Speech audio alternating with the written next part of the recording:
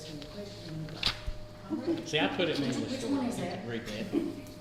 I leave everything in. For real, sweet. It don't mean we can say everything we read, but, you know. Person I see close my desk. So the first question tonight to everybody is, we'll recap from last Friday night to ask you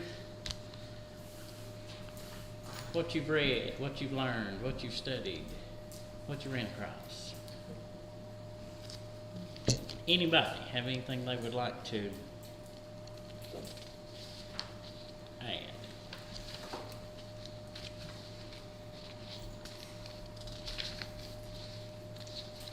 Boys. Huh? Me, Lots and Carolyn. Okay, we'll let, yeah, that's you all. We'll let Tony give her praise report. She can revamp for anybody that wasn't here earlier. We'll let her start the class off with that one. I have a praise report, and I prayed to the Lord and went to the doctor. I don't have a broken foot or fracture. Praise the Lord. Yeah. Just arthritis. Written in the kinky, right? No. He's off the hook. Amen. That's what he's saying. Yeah. He's off the hook. I've been praising him all week. Okay, so Makes you worry about all this traumatic things you've done to your body when you're doing. anybody else got anything they want to say before we start tonight?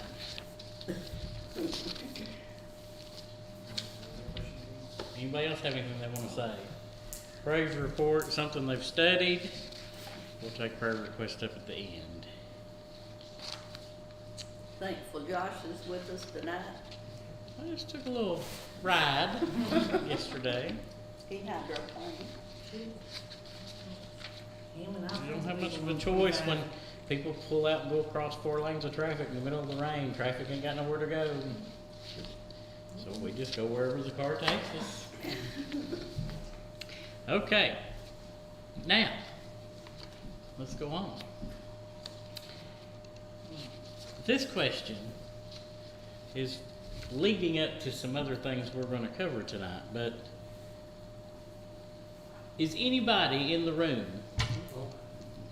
this is the face I want you to make while you're thinking about it, is anybody in the room worried about when you die? Worried about when you die. There's a reason why I'm asking that, but I do want to know. Okay, so we assume that no one is worried about when they die, because nobody's answering me that they're worried when they die. Now, there's another question for you. Oh. What is the hardest thing to earn, but the easiest thing to lose? The hardest thing to earn, but the easiest thing to lose. Reputation. Okay? Okay. Respect. Huh? Respect. Okay. Confidence people have in you. Okay. Any others? Anybody else got anything to add to that? The hardest thing to earn and the easiest thing to lose. Anybody else got anything to add to that? I'm looking for something real quick. Something we said. Okay, so tell me your definition of this word. Tell me what you say it means. Confidence in you. Confidence in you. Okay. Something. What else? Tell me what's your definition of this word?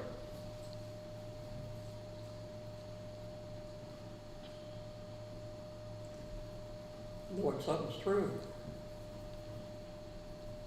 Okay. Any others?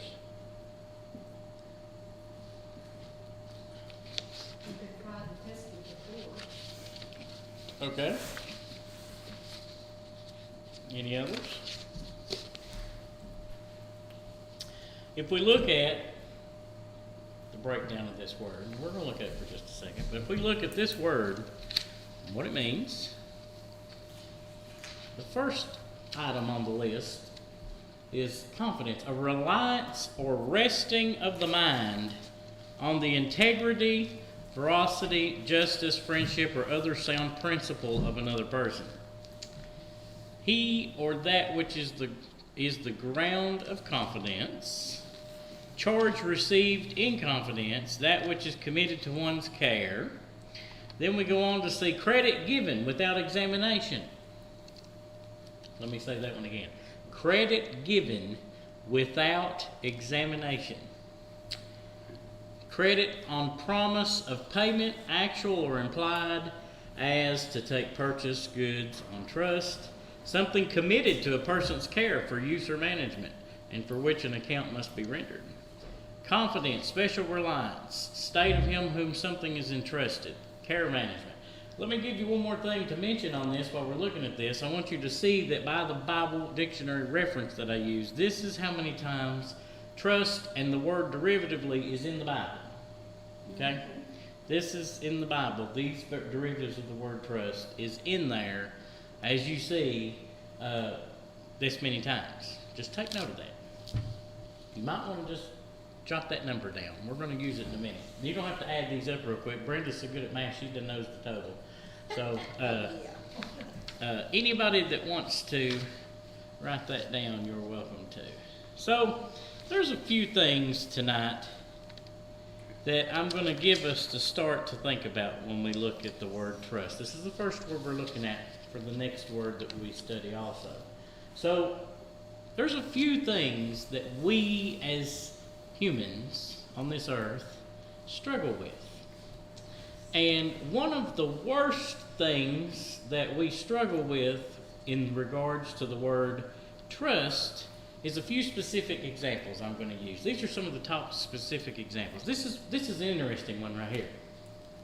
Did you know that this was in 2019, the poll conducted has uncovered that out of the world's 1 billion full-time workers, only 15% are engaged. That means that 85% of the people are unhappy in their jobs. And there's a different group of things they went through into their survey to see in this. But when we talk about trust tonight, this is one of the hardest things that as a human being we fail to do well with. How many people in here wants to do something you hate doing? I'm talking career, job. How many of you want to do something you hate doing? Okay, there's no volunteers. People's greatest fear in life, one of the things is that they won't accomplish anything. And they get to the end of their life and realize that they've accomplished a bunch of things that did not matter. They did not matter. But one of the hardest things for us to trust God with is the career we're going into.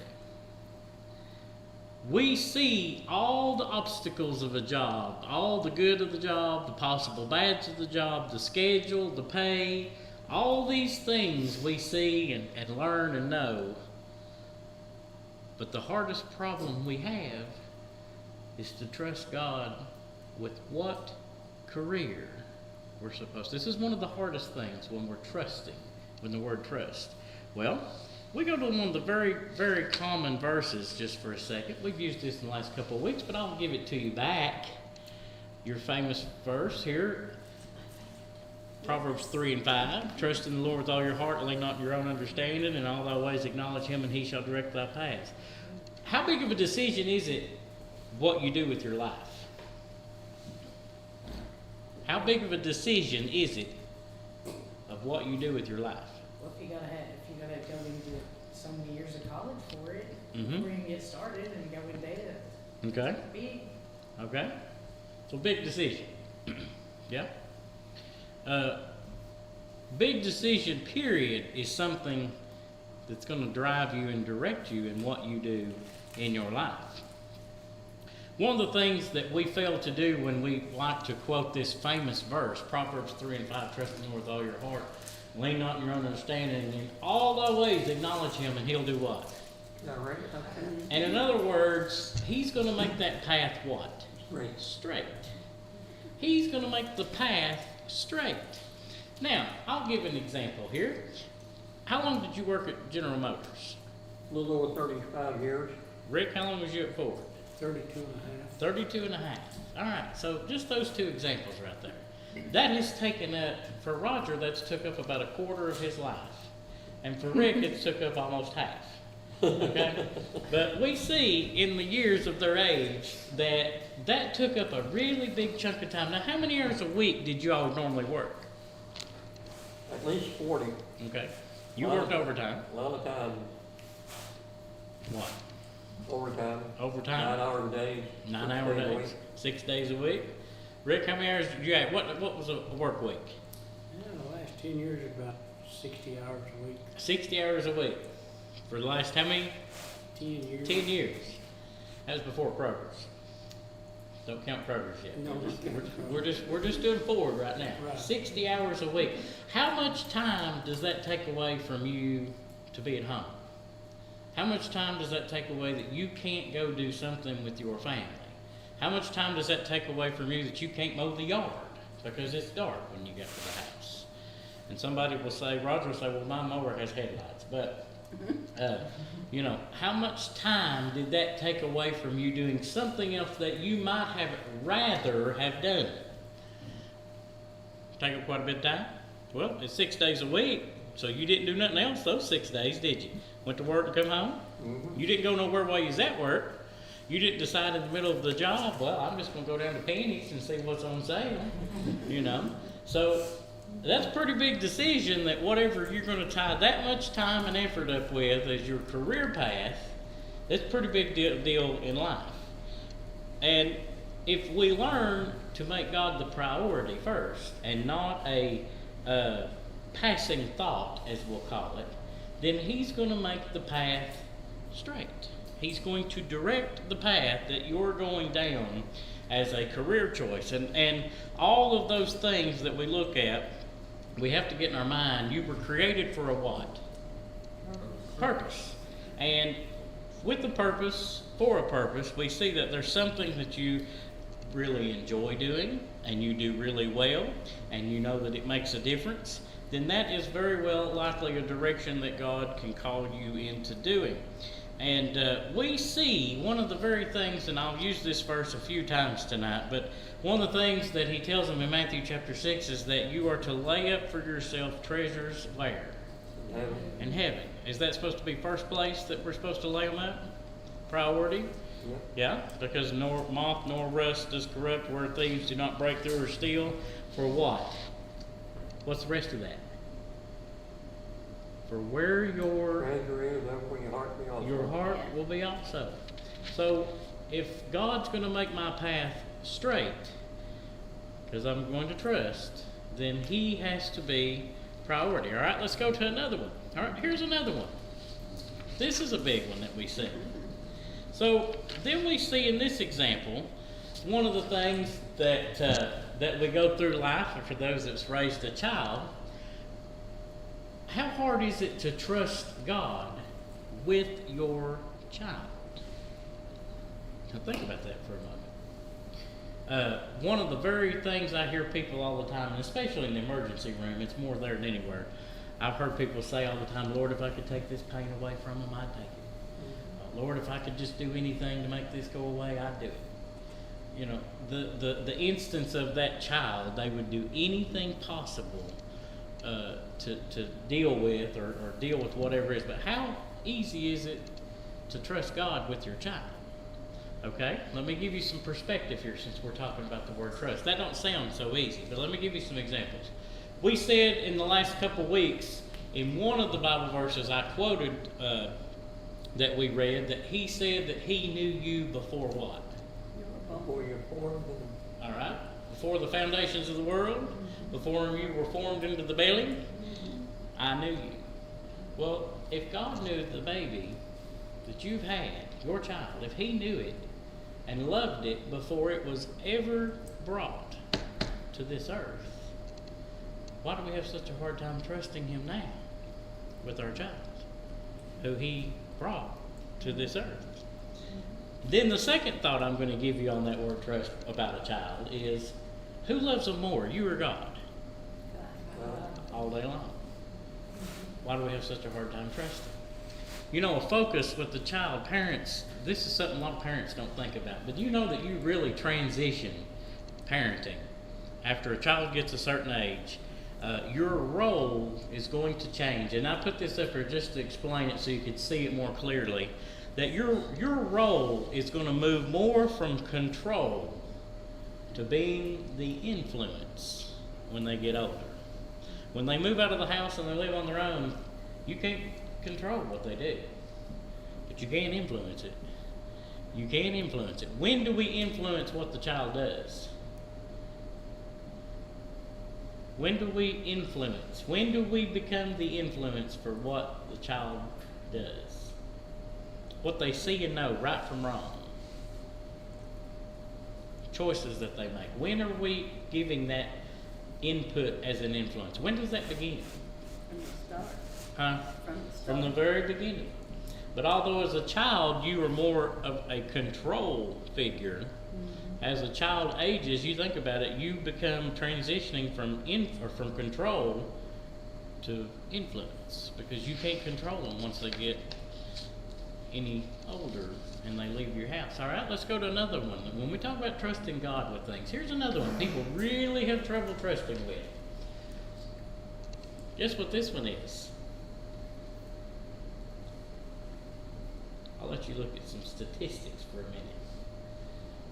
What would this be related to?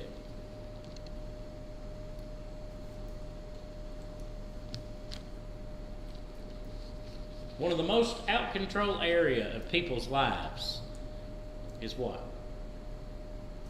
What is this all dealing with? Money. Do you know that the Lord said more about money than a lot of subjects in the Bible? Now, I just said the verse earlier that where your treasure is. When your heart is also. Okay. And the love of money is the Root of of all evil. But where your treasure is, Where your heart is. there your heart will be also. Money is a huge, huge, huge factor. And it is one of the number one competitors in your heart for everybody that lives today. And you think about this when you go through a lot of things, is that how many people would trust the Lord to tell them what to do with their money? If he said he says to give all your alms to the what? Poor. To the poor. What if the Lord told you, you go write a check for every penny that's in your checking account? Would you do it? I mean, we're going to take that balance to zero. Well, Think about I it. ain't far from there, so. Well, see, it's you're not gonna be, that much. it's gonna be easier for you to do. But you think about it. Okay, Robert and Roger over here, they're self-employed, self-contractors. They work with their dad, they work for themselves. Okay? So you think about that. Now, Roger over there, he got old, he retired. Robert's still working, but Roger got old, he retired. But you think about that. So Roger's retired, he ain't working no more. And the Lord says, you write every penny in that bank account on a check. And this is where I want you to do with it. You trust him?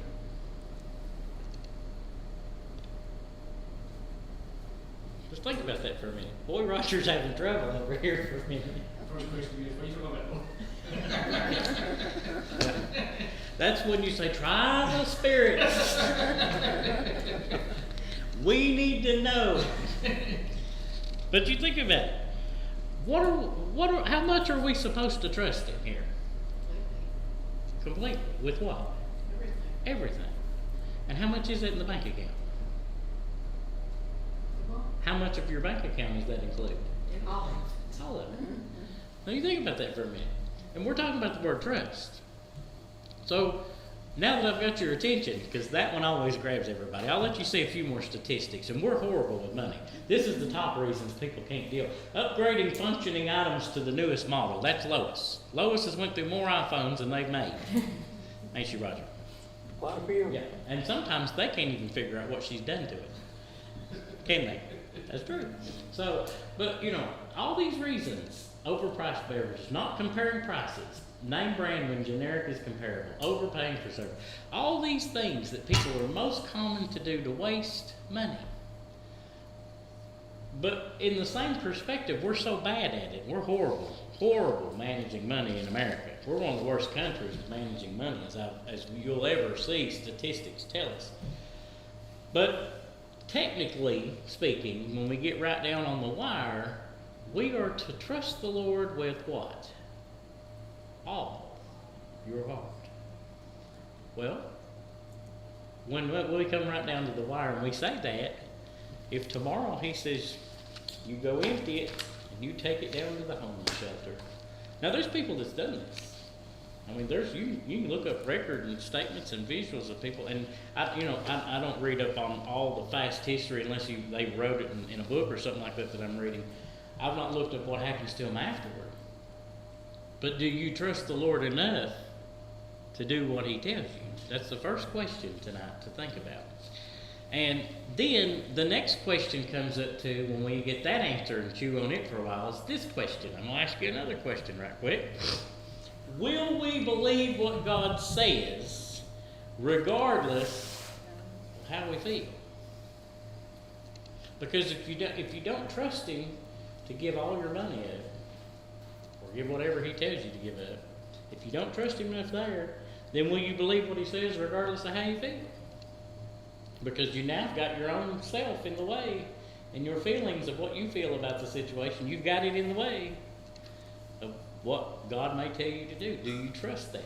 Will we believe what God said regardless of how we feel? Now, I want everybody to take your Bibles that you've got around you, and I want you to open them to the very back. The very back. Mine's a big one, so it's heavy. Let me get back there. And I want you to go back to this concordance area where you've got these reference words. Okay?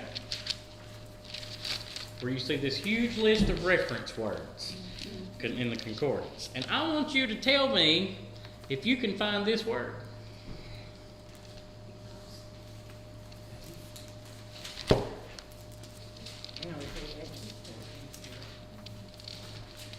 You just tell me if you can find it.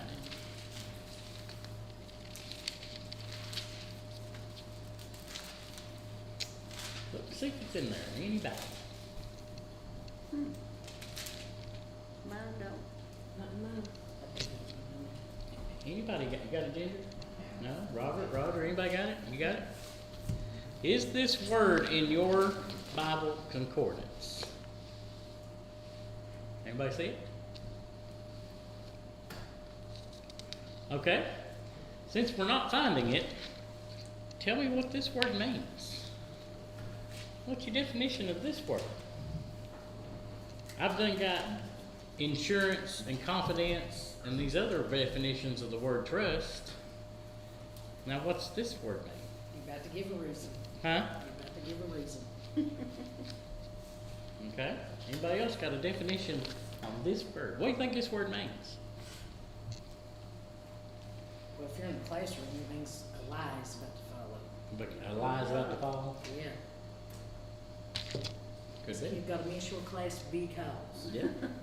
Psalms 107, verse 17. Uh-huh. Oh, the word's in the Bible. No.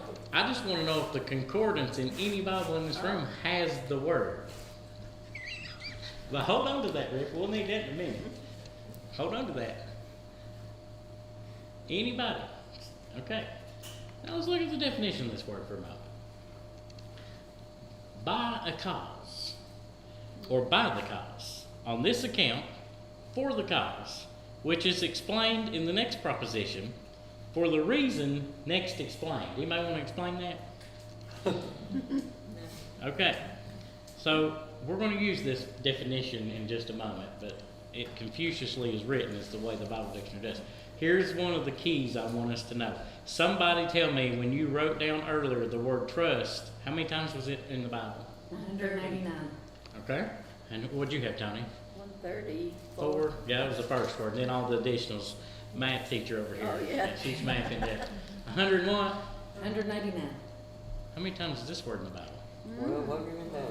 1,209 times. 1,209 times. Now, when we get to looking, and we're talking about trusting the Lord, really truly trusting Him with everything you own, all the cattle of 1,000 hills, all your property, all your money, your retirement fund, your insurance, and whatever decisions you have made in your life, from your career path, your children, everything, really trusting Him with it. We got to come down to there is a reason why. Because has any of you all seen Jesus by chance in person? If you do, come up here on camera. I need to record this. Okay, so none of you seen Him. How many people do you believe that call you on the telephone and tell you something that you've never met in person? How much would you believe that? Very little. Yeah. Now, I'll use this example, and Roger's my witness, but Carolyn used to love sweepstakes callers. Because they told her she could win $1 million. Well, she's ready. She's going to win them, wouldn't she? In her mind, she's winning it. Yeah. They told me on the phone I'm going to win $1 million in this sweepstakes. And she would, wouldn't she? Well, yeah. I mean, her So mind. much money. Yeah, It would. she would. If you give us this much money, we're going, you're going to win. And the bets are high. The chances are high. She's ready. But if you've never met somebody and they call you and they say, Jennifer, put your house up for sale. Market's going good right now. You get some good money out of what the prices are right now. Well, go ahead and sell it. You don't need it. And you never talked to this person before. You have never met them before. You don't know anything about this person. You gonna trust them? Dolly Parton sent me a message yesterday saying that I was winning, I was reading it through a whole bunch of money and stuff. Dolly Parton told you that? Yeah, Dolly Yeah. Parton. Go down there to Dollywood. Go down to Dollywood to the gate and show them the conversation so you can pick it up. But you think about that now. You ain't gonna trust that. You don't know who this is on the phone. You never seen him. You ain't gonna trust that. There has to be substantial evidence, reasoning behind why you would trust somebody and just give them all of it. Just hand it all to them freely. Here you go. It's yours. You have it. So we look at a few Bible verses tonight. We reference this. And in John 14:19, he said, Yet a little while, and the world seeth me no more. But you see me because. One of the famous songs. What's the famous song that is sung in all churches? Because He lives. Because He lives what? I can face tomorrow. Because I live, ye shall live also.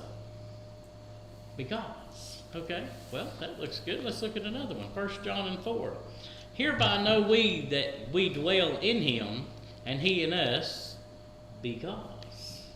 Because why? He hath given us of His Spirit. Rick, hold on to that verse that you got. And we have seen and do testify that the Father sent the Son to be the Savior of the world. Whosoever shall confess that Jesus is the Son of God, God dwelleth in him, and he in God. Well, there's the sweepstakes. You enter in, you're in there. We see all these places that because there's a reason why that we trust Him. In 1 John chapter 3, hereby perceive we the love of God because He laid down His life for us. And we ought to lay down our lives for who? The brethren. The brethren.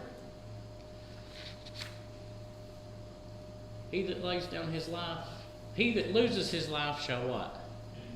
Gain. Yeah. Now, we see because, and followed by he. He is who? God. Okay. We see in John 20. Here's a good example. I like this one. Very famous. Thomas sitting there and he says, until I touch the nail print and until I touch his side, I will not what? Believe. I won't believe. So he told Thomas in John chapter 20, to reach here and reach the finger and behold my hands, reach hither thy hand and thrust it into my side, and be not faithless but believing. And Thomas answered and said unto him, My Lord and my God. Jesus said unto him, Thomas, here we go, because thou hast seen me, thou hast believed. Blessed are they that have not seen and yet have believed. Because Thomas would not believe until he got to touch it. He had to have a physical thing to believe in something. And the Lord demonstrated that to make him not faithless. And he says, because you have seen me, thou hast believed. Go back to that word again. Because. Okay, let's look at one more. Psalms 91. And I've split this. Pay attention to these two lines in just a second. He that dwelleth in the secret place of the Most High shall abide under the shadow of the Almighty. I will say of the Lord, He is my refuge and my fortress, my God. In Him will I trust. Surely He shall deliver thee from the snare of the fowler and from the noisome pestilence. He shall cover thee with His feathers, and under His wings shalt thou trust. There's the word. His truth shall be thy shield and buckler. Let me stop right there for 1 second to tell you, and I broke this down for a reason. Verses 3 and 4 in Psalms 94 tells us how God brings protection, comfort, and care. Okay? And the result of the protection, comfort, and care is in verses 5 and 6. Thou shalt not be afraid for the terror by night, nor for the arrow that flieth by day, nor for the pestilence that walketh in darkness, nor for the destruction that wasteth at noonday. That is the result of God's protection and care. You trust in God, do you fear death? If you trust in God, who has your salvation. If you trust in God, do you fear death? No. Okay. And then the assurance places here in verse 7 and 8. 1,000 shall fall at thy side, 10,000 at thy right hand, but it shall not come nigh thee. Only with thine eyes shalt thou behold and see the reward of the wicked. Here we go. We're going on with this same chapter. Here's the key word. Because thou hast made the Lord, which is my refuge, even the Most High, thy habitation. Trust in the Lord with what? All the heart. All your heart. And here we say, even the Most High, thy habitation. And here's the answer. 9 through 13, we're looking at repeating the promises of deliverance and assurance from God right here. There shall no evil befall thee, neither shall any plague come nigh thy dwelling. For he shall give his angels charge over thee, to keep thee in all thy ways. They shall bear thee up in their hands, lest thou dash thy foot against a stone. Thou shalt tread upon the lion and the adder, the young lion and the dragon shalt thou trample under feet. What does he say that he'll make your enemies? What does God say that your enemies will be at what? Be your Under your friend. feet. Huh? Will be your friend. No. Under your feet. Yeah, footstool. To him, it's a footstool. Your enemies to God is nothing but something to prop his foot up on. We see the next 14 and on is God's promise to and blessing over those who love him. Here we go. Because he hath set his love upon me, therefore will I deliver him. I will set him on high, because he hath known my name. He shall call upon me, and I will answer him. I will be with him in trouble. I will deliver him and honor him. With long life will I satisfy him and show him my salvation. Because, let's look at those two becauses right here. Because thou hast made the Lord, which is my refuge, even the Most High, thy habitation. Because you are dwelling in the presence of the Most High, no evil befall thee, plagues, angels charge over thee to keep thee. Bear thee up in your hands, lest thou dash thy foot. Tread upon the lion and the adder. He also says that you're more than what? Conqueror. Yeah, you're more than a conqueror. Is that not what the Bible tells us in another place? Okay, so we see the word because gives us the reason to trust Him. Without because, you and I have no reasons to trust Him. Because. We take out the because and we have no reasons to trust. You say, well, why do you trust so-and-so? Well, your first reaction, no matter what word you use, is because. Because. I trust them because. We see in James 4, here's another one you may not have picked up on that word. You lust and have not, ye kill and desire to have and cannot obtain, ye fight and war. Here you go. Ye have not because you ask not. There's a good way to define the definition of the word because. You have not because you ask not. And then here's the next one I like it. We don't never quote. Ye ask and receive not because ye ask amiss, that you may consume it upon your lusts. There is a reason behind why you trust God or don't trust God. There is always a reason that we have in these situations. 107. All right, Rick, tell me what that said. Fools, because of their transgression and because of their iniquity, are affected. Yeah. Because of their ways and their iniquities, they're afflicted. Because there's a reason why people struggle on this earth. There is a reason why people have so much trouble, heartache, and strife on this earth. And it a lot of times is because of transgression. The ways of a transgressor is Hard. because of their iniquities, they're afflicted. And you say, what? Tell me your all's ways of how is that possibly true? How is it true that a transgressor's way is hard? What do you think? Why is the way of a transgressor hard? He said to Saul on the road, why persecutest thou me? Didn't he? And then he said, it's hard for thee to do what? Can't forget the fruit. What's that mean? Okay. Why is it hard for the way of a transgressor? What do you think? Why is it so hard for a transgressor's way?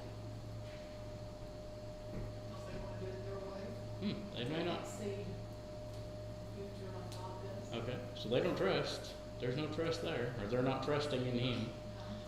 What else causes transgression? Seek ye the way, and what?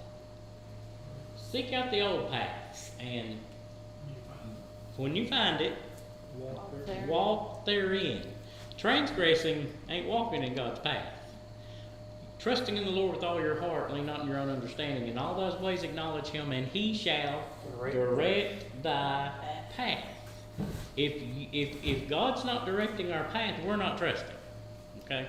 And there is a because in there. Because is in there. It may be because you don't want to. It may be because you don't like what direction He's taking you. It may be, let's just be naturally speaking and realistic. Not everything God tells you to do is just going to be famine and fame that you're going to want to jump and run. Especially, and I'll give you a good example, is when it's somebody that you've got a problem with. And God tells you to go to them. Now, how many of you are going to jump and run to that situation? But if you don't, what are you? Not trusting. Huh? You're not trusting, you're transgressing. You are pausing and going another way. God says that we are to show ourselves friendly unto all people. It don't mean we have to agree with everybody, but show ourselves friendly. But think about it. If you're not doing what God's told you, if you're not doing what God says, even in this book, are you trusting Him? See, we're part-timers. This is our problem. We're part-timers. God's going to take me to heaven? 100%. You going to give all your money to Him? No. Is that not true? That's 100% the truth. That's real.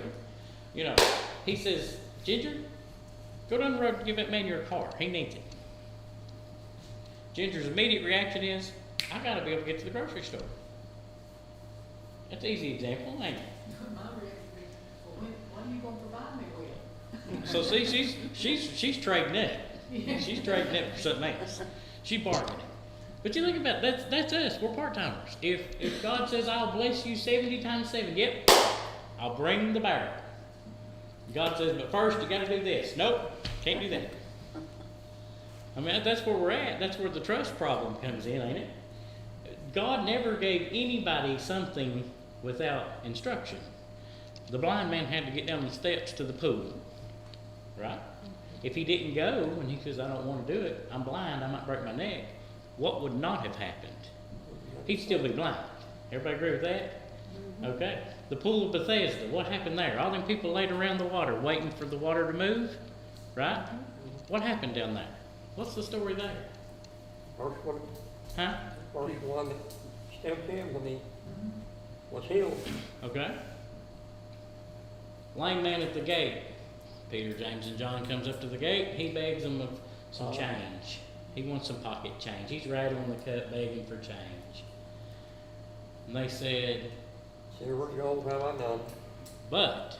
substance I have, give I thee. And then he said, do what? Rise up and walk. And walk. Instruction. So to get what God's going to give you, more instruction. Again, everything. You follow God's design plan, there's instruction. Okay? Well, then we go into another part of this, and this is a good example for you. And going back to John 6 here. Prior to this statement, let's stop before we read this. Jesus' worldly popularity has been growing, and he's had a miraculous crowd attracted from doing miracles. He's fed the thousands. He's inspired the mob to come looking for him in Capernaum. And with this first line of dialogue, Jesus will bring a surge of enthusiasm to a sudden halt. Everybody, think about this. If we had somebody in Harrogate that could heal cancer and all disease, would it not bring a crowd Yes. from everywhere? From everywhere. Does that mean they all believe? Nope. Does that mean they trust him? Nope. How many people would think it's temporary? He's going to do something to make me feel good for a few hours. He's going to give me a shot, and I'm going to go home and lay down for a while. Think about that. How many people would really believe it? Okay? Well, we look at this, and he even says it. Answered and said, Verily, verily, I say unto you, you seek me not because you saw the miracles, but because you eat of the loaves and were filled. Not because you saw the miracles, but because you eat of the loaves and you were filled. As soon as Jesus begins to explain to the people that the miracles are for teaching, they now lost interest. And then we go on to see that how long did the loaves and the fish keep them full? How many fish were in the basket? 2. Huh? 5 loaves and 2 fishes, and it fed the thousands, right? Mm-hmm. How long were they full? To the next round. So the next time they got hungry. For Roger, it's not long. If he sees a commercial with something good on it, he's hungry again.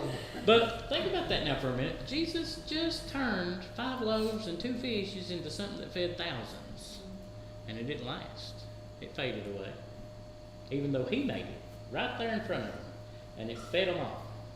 And they seen it with their very own eyes. Naturally speaking, they were hungry again.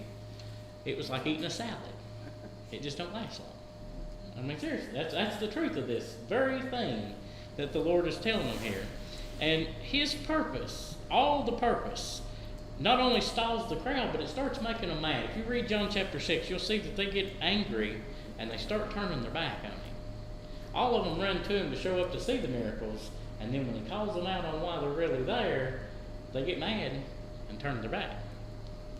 John uses the term in reference to Jesus' miracles that a sign is something delivering a message. if the Lord gave them a sign, such as a miracle done in front of them, it was to deliver a message. And the people took the miracles completely wrong. I'll give you an example. How many people did not see the meaning? Well, good, brother. They missed the meaning, but they seen the miracle. Running towards a colorful metal shape along the side of the road. Think about that. Just see something wonderful off the side of the road, and you get your eyes set on it, and you run right for it. But you don't see all the dangers between you and there. They seen all the miracles.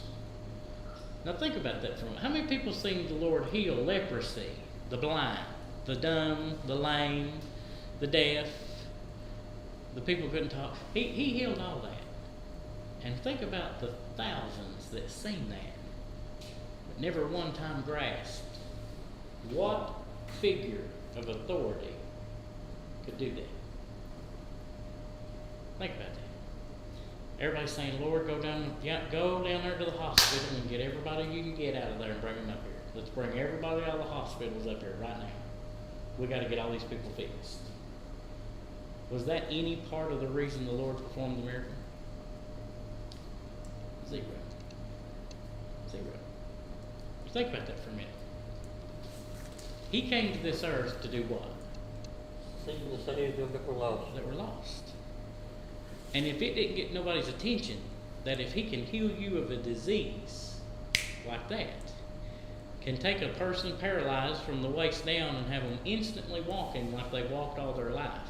If it does not cross your mind right there, what authority that he has over you and the life you live and the world, the air you breathe, then you've missed the meaning of the miracle. You've missed it. For those people that ran up to food, I thought about that. You know, in that area, if you study that area, that was a very desolate area. A lot of people didn't have food to eat in the area where he fed the thousands. A lot of people didn't have food to eat in that area. They weren't wealthy. They weren't in a prosperous area where there was a huge crop and land of wealth. They didn't have barns filled up full of corn and everything else to eat all winter. So when they see somebody that's performing miracles and they run to him and he feeds everybody on the ground, sitting down with 5 loaves and 2 fishes, it would have to cross my mind, just who is that? Just exactly who is that man that can do that? But how many people come just for the substance, just for the mere substance of getting something to eat? There are people does that all over the place all the time. And ironically, the same people who seek Jesus due to his miraculous signs will even demand more proof of once his claims interfere with their preferences. They'll demand more proof out of Jesus when what he demands is interfering with their preference. Well, that's when we get into the issue of trust. One of the worst things we get in part-timers is a verse that you know by quoting. You know that mindset is no different than it is today. If All you day read long. Ruby Payne's book on poverty, Mm-hmm. I mean, it's the same. All day long. All day long. Let me ask you this. You all tell me what this verse is. There's a verse in the Bible that says that if you're lukewarm, I'll do what? Speak you out. You know about Okay? Anybody know where that's at in the Bible? Revelation? Revelation. But here's what I love about that verse. Let me show it to you. I love this part. So then, what's the word? Because you're lukewarm, and neither cold nor hot, Mm-hmm. I'll spew thee out of my mouth. Listen, there is a reason why we trust him. You can use the song Because He Lives all day long. It's great. It'll work. But if you say in the mentality, and I say that is, I can't remember the word I read this week. There's a word I read that really places today's church right perfectly in it. I'll have to go back and look it up. I've never forgot it. But I'll give you the generic version. It's the word of, I'm saved and on my way to heaven. That's it. Just what we're teaching tonight. You go up and say, Are you going to heaven? Yes, I got saved at so-and-so Baptist Church and baptized. I am on my way. And then you say, do you trust in the Lord? Oh, yes. Okay. But if he says to do this, will you do it? Nope. That's the jerk reaction we do. The knee-jerk reaction we have is no. We accept the ticket out of hell. We accept the way of escape. But we don't accept trust in the Lord with all thine heart and all thy ways. Acknowledge him. Lean not in your own understanding. And all the ways, and then he'll do what? Direct your path. Trusting is not as easy as what we like to believe it really is. Because when we trust and obey, as the song says, and then the song says, for there is no other way, what's the rest of that song? To be happy in Jesus. But to trust and obey. The only reason we've got to trust God tonight is because. And you can fill that in with anything you want in the Bible. But I like how that he put the word trust in the Bible 130 some, 100 whatever times you all had. What was it? 189. Yeah, 289. 189. Yeah, 189. There we go. He put the word trust derivatively in the Bible 189 times. But the word because is 1,209. Now let's do the math. 200 to 1,200 is, to get to 1,200 from 200, you have to multiply it by 6. Greater is he that is in you than he that is in the world. Everybody see that? You see how well the Bible takes itself right back together? Is that greater is he that is in you than he that is in the world. You have more reasons to trust him than he tells you. 1,200 and some odd times in the Bible he gives you because. But only 189 times does he bring up the word trust. You've got more reason to trust him now than when you first believed. Because why? What did Paul say about that? Yeah, we're nearer now than we ever was. The day of redemption is drawing nigh. And so now we believe more than we ever did.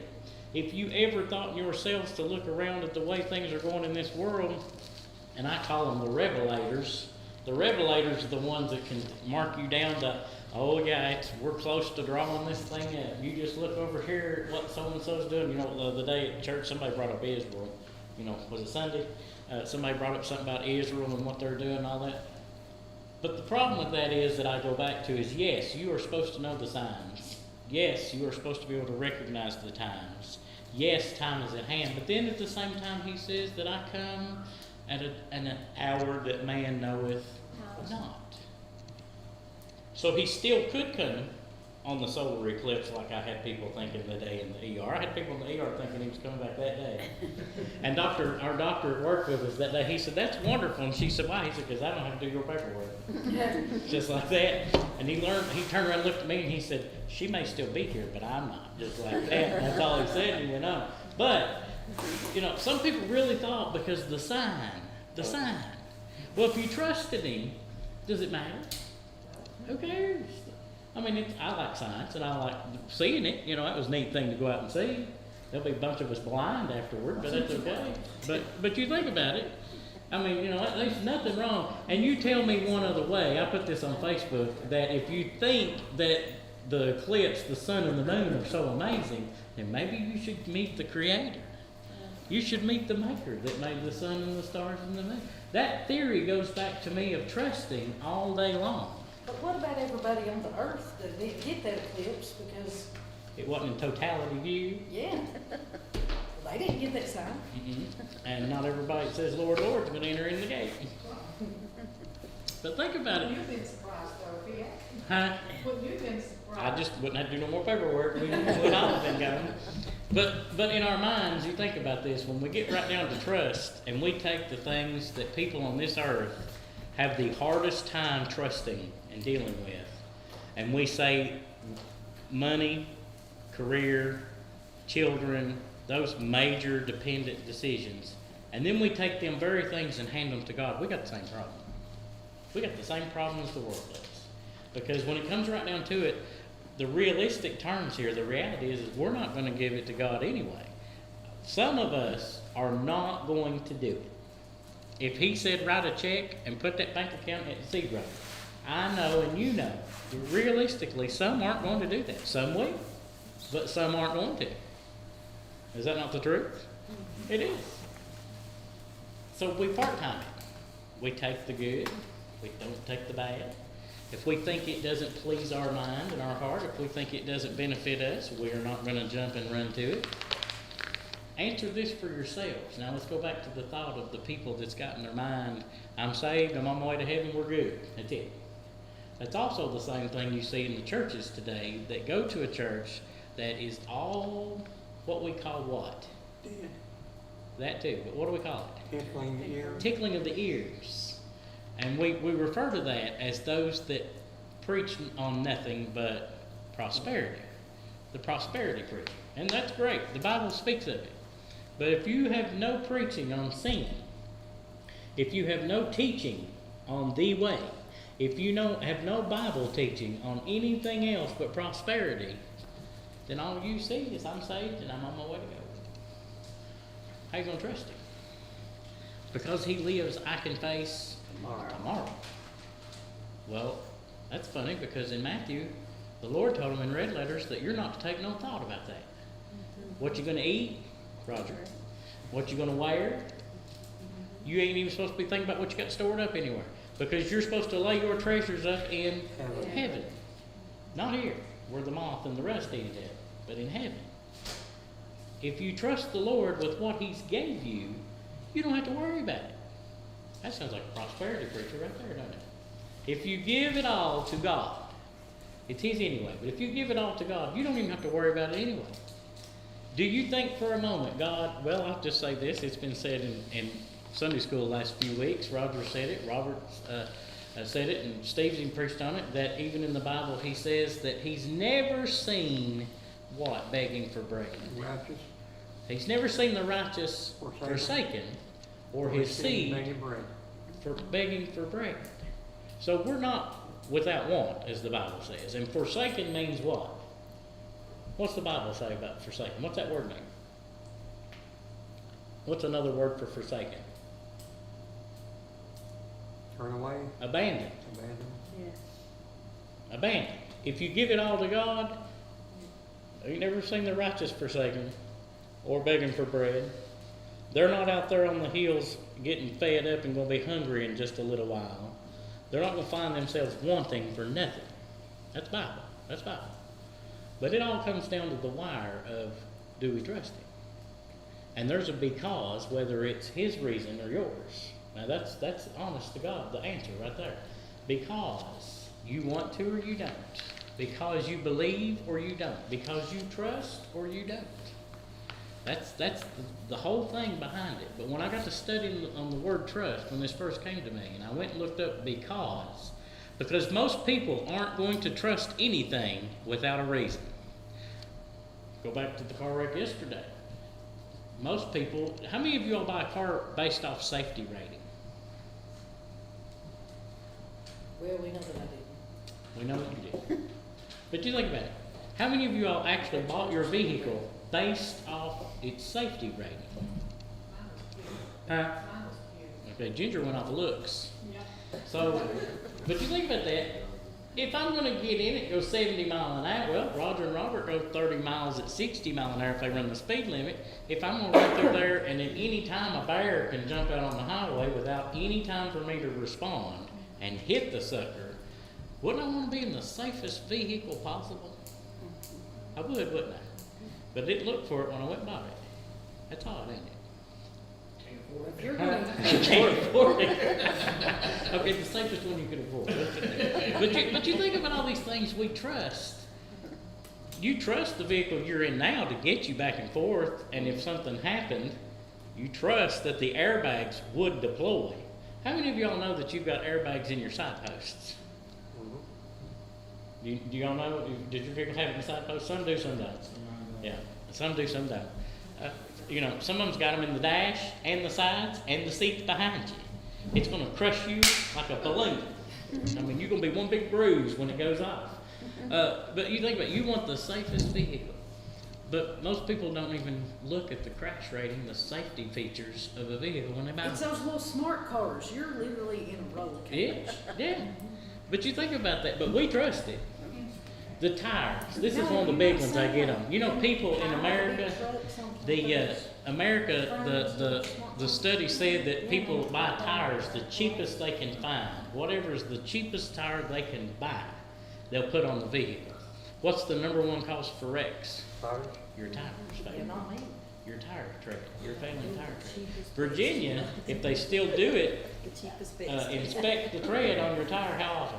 The cheapest. Used to be every 6 months, now it's once a year. So once a year they inspect the tread. If it gets below that measurement they require, what do you have to do? You have a car. Okay, what happens if you don't? You don't get a, Seat count. Yeah, so they don't even renew your registration in Virginia if you don't meet the minimum. Shoot, stay Rating. so you can go online and run. Yeah, so they have a vehicle inspection that has to be done by whoever's allowed to do that before you can renew your tag every year. You know, but they're Inspection stickers. inspection sticker, yeah. So you get into those things and, you know, you buy the tires. You trust them. I know people that buys the cheapest tires they can find, they run 120 mile an hour on them. Whether they're inflated or not, they'll run it anyway. We trust a lot of things only because, and most of them will tell you in this world, well, it's because I've tried it.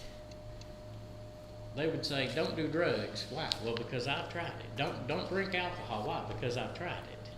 Don't do this. Why? Don't make this mistake I made. Why? Because I tried it. But there's a because in there somewhere. Everything to do with trust, there is a because. And the person looks at you and is like, well, I'm smarter than you. I'm not gonna do that. Yeah, So I'm still gonna go make this mistake. yeah, but you think about it. If you get people in any way influencing anything, influence at all, and they say, don't make this mistake I made. Don't do the. I've heard that with people going to school. You know, these people like Roger and Robert are building houses. I've heard some people tell young ones, don't do this. Go to school and get your education, and don't do what I've done, but go to school, get your education. Well, then they go get a degree in masonry and they come back and build houses with Roger and Robert. You know, but we jump into that theory and trust all because there's a because. Well, God gave you 1,209 references to because, but He only told you about trust 100 and some times referenced to the word in the Bible. That tells me that there's 6 times. That means there is multitudes of reasons why that you should trust Him. And I can't give you all the reasons. Who do you have to ask to find that out? Him. If you don't talk to Him, you sure don't trust Him much. I can tell you that one. You trust your doctor, don't lie to you. I know a lot of doctors that lie to patients all the time just to get them out of their hair. That's ginger. That's true, ain't it? Yeah. Honey, you just lay right there and they'll be right in here. 3 hours later, we ain't made it. That's the truth, ain't it? But you think about it. You trust it. You've seen it and you've heard it and you've got a reason you trust it. But we have so much struggle with trusting the Lord, I think a lot of times because it's a physical thing. He's not here. We can't see Him. Faith is really exercised because we don't see it. But in the reality of it is to really trust. That's where we get down to the wire. Everybody says, oh yeah, I trust Him. I'm going to heaven. Okay. What about today? He ain't requiring you of your soul that you're done saved and going to heaven. He's not requiring that part today. What about your tithe? What about your obedience? What about your prayer? Your reading? We go through this all day long. What about? And there's the because. What about? So when we get down to that word trust really is examined because. And a lot of people couldn't tell you much about the Lord other than what little they've known, seen, or heard in church or around people that go to church. How do they trust Him? How do they trust Him? They don't even know the becauses that you all learned tonight that you already knew. And they don't even have that much. I believe it because it's written in the Word, in the Bible. Mm-hmm. And I trust the Word. Okay. Anybody else got anything tonight they'd like to say or add? Any thoughts? Trust Him because. Dr. Charles Stanley, he said, when his sermons, he said he counsels a lot of people, and he asks them, are you willing to do the right thing? And they say, what is the right thing? They won't know what it is before they'll say they'll do Before the they right agree to thing. it, yeah. He said, that's the wrong answer. That sounds like ginger. What is that? I heard a podcast 2 days ago about where it said, when you said 85% of people are unhappy with their jobs. Well, I mean, if you go on the opposite of the 15% are engaged at work, you're saying 85% of people are not engaged at work. You know, that's a sin in itself. Mm-hmm. Because, you know, a man earns his living by the sweat of his brow, so Mm-hmm. he's not putting in, and that, you know, that leads to spiritual laziness. And If God's called you to a purpose unto a Good work. good works, and you're not doing that, if you're gifted and talented in doing something God has gave you, and that's not what you're doing what you've chosen, the way of a transgressor is hard. That way, not his way, but that way is hard. It's going to be hard. You think about it. We see a lot of good people in church. I'll even say I've seen a lot of people in church struggle. And it's one of two things. They don't see the direction they're in, or they refuse to get off of it. They will not leave and forsake the way. He says you have to die daily. They won't forsake their ways. They won't take up the cross and follow. That's trust. Take up your cross and follow me. I don't even know how to do anything else. Anybody else got anything they'd like to add tonight? Any other thoughts? Trust because. Any others?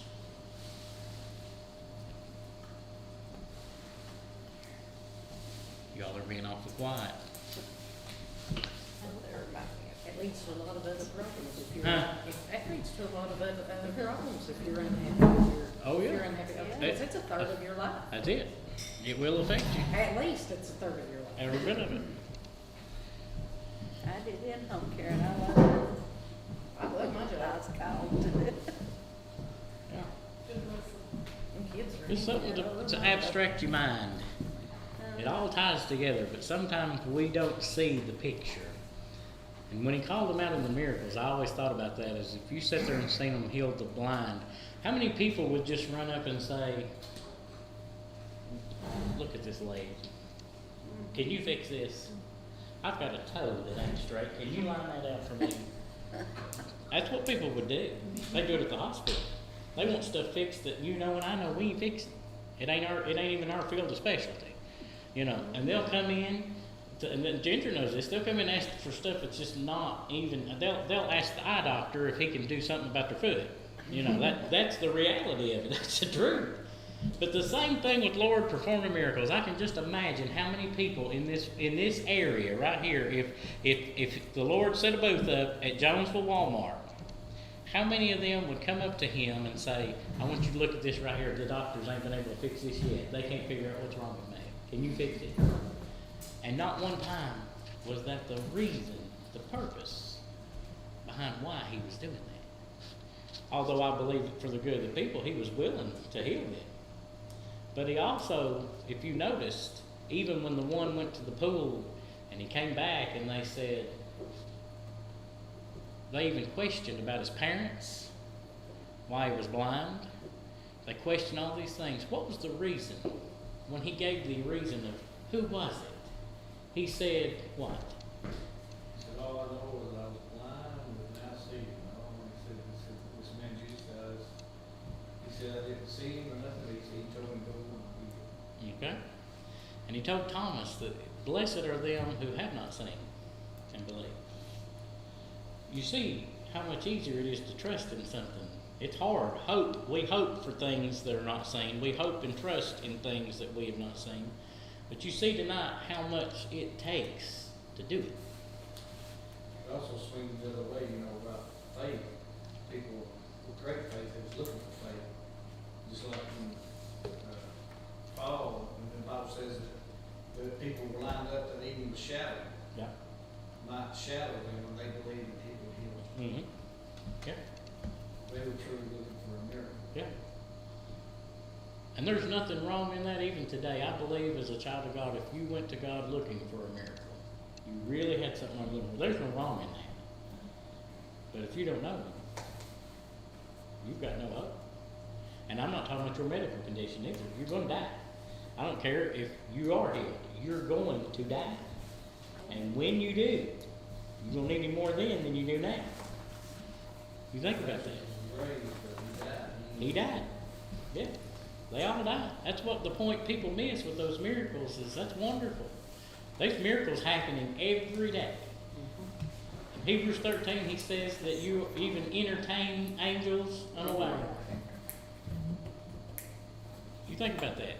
There's miracles happening every day. But if you miss the mark of the authority, the power, the resonance behind the one that can perform and do all things, you're still without. You're still without. But you have to practice daily gratitude for that to resonate with you. Mhm. I mean, if you don't have a grateful heart every single day, then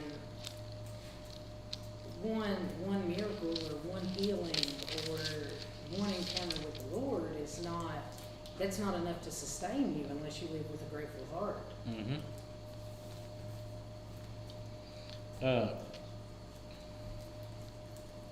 Yeah, right here. In chapter 13 of Hebrews, he says, let brotherly love continue. Be not forgetful to entertain strangers, for thereby some have entertained angels unaware. We go all the way down here to 5. Let your conversation be without covetousness, and be content with such things as ye have, for he saith, I will never leave thee, nor forsake thee, so that we may boldly say, the Lord is my helper, and I will not fear what man shall do to me. More trust, because the Lord is my helper. Because. And it's easy to say it. And I cannot think of the word. I wish I could remember. I should have wrote it down. But there is a word that now is being used for churches that don't practice it, but that's what you see. Is that the mentality is, once you get saved, you're good. We're moving on. We're going to go out and reach more. It's lost, but once you get saved, you're good. There's no discipleship training. That's the word I'm looking for. Other word is discipleship. There's no training on, now that you're saved, this is how you're supposed to walk. This is how you're supposed to talk. This is how you're supposed to live. The Bible says this is the way we are to conduct ourselves. What denomination is really good about what clothes you wear? Absolutely. That's discipleship. They believe, by their own interpretation of the Bible, that they're to have on the skirts, long hair, long sleeves. That's their interpretation. But they teach it, do they not? Mm-hmm. Who do you see if it's a girl? When do they start wearing that skirt? Very young. Right off the bat. They don't wear no pants. That's control. And then later it becomes influence. But that is taught. That discipleship is there. And I can't remember the word, but the churches that are just salvation only is, I guess, what I'm trying to say. And there's no discipleship. There's no way being taught to these people. Is where that we're getting into the trust issues. Because now when it comes down to the wire and they've got to trust God to do something or to receive something or to get somewhere. I ain't never heard that before. Well, Robert ain't one time in his Sunday school class ever told us that we can't go drink beer on Friday night. We get out of class by 8 o'clock, 8:30, and the beer joint opens up at 9. He's not one time, Roger, told me and you that we can't go have beer and ribs on Friday night. He ain't. He ain't. What's wrong with you? Not one time. What's wrong with you, buddy? So the reality is to them that that's that's all they know. The truth is that's really what some people, that's all they know. They go with it. They're not going to look it up and read it for themselves or find that. Growing up, girls didn't wear pants to school or anything, even through high school. You wore dresses. Remember that? Yeah, I remember that. Well, Ginger's still upset about Yeah, it. we're still. But you think the control became influence. A lot of people did things because that's how my mom did it. because that's how Dad did. That's because so and so. That's how they done it. That's the way I'm gonna do it. There's always a reason of why you trust something. You know, no matter where you learned it and what you learned, you trust it because, and there is a reason, whether we go the right way or not. Any other thoughts or things to add tonight? Any prayer requests? You remember Lois? She had a bad day today, Do remember Lois. and her family, Do and remember everybody Lois. else.